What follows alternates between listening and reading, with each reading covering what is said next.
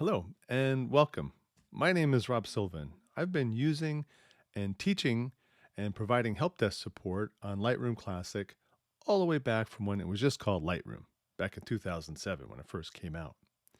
Now, this program has evolved and grown a lot over that time, but at its core, the workflow remains the same, which is to be a workflow tool for photographers to help them get their images from the camera to their computer, organized however they want to, make them look their best, and then save out copies in some form of export.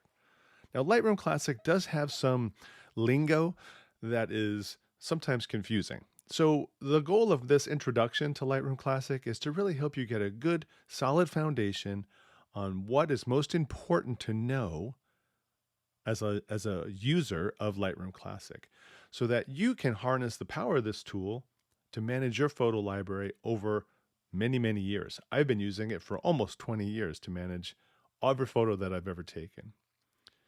Once you understand these basics, the rest is going to be a piece of cake.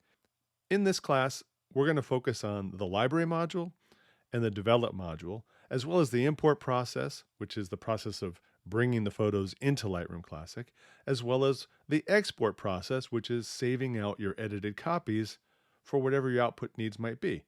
Uploading for prints, sharing to social media, delivering to a client, whatever they may be.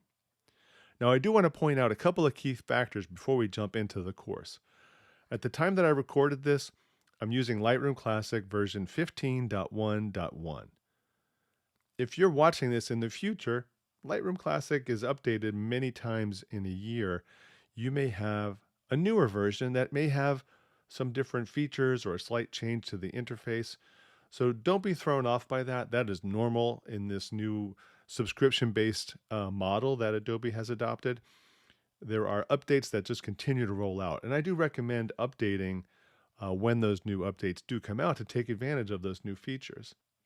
And a nice part of this course being within the Nook community is that I'm pretty active within that Nook community forum. So if you do have questions about the course, I'm happy to answer. Just tag me in the forum and I'll be right there to answer your question, whether it's specific to your case or maybe trying to understand a different concept from this course.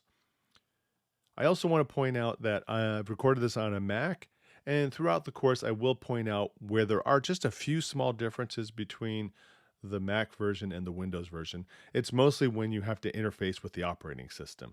The interface itself of Lightroom Classic looks very much the same. I also will spend a little bit of time talking about the difference between Lightroom Classic, this version here, and the newer cloud-based version just called Lightroom. I want to point out that make sure that the icon for launching your program has an LRC, that's Lightroom Classic. If it just has an LR and no C, that's the newer cloud-based version of Lightroom, which is very powerful and very useful in its own right. It's just different enough that you won't be able to follow many aspects of using it by watching this course. This course is really just for Lightroom Classic people, and I really, really appreciate you taking the time to learn this with me, and I look forward to helping you inside the community.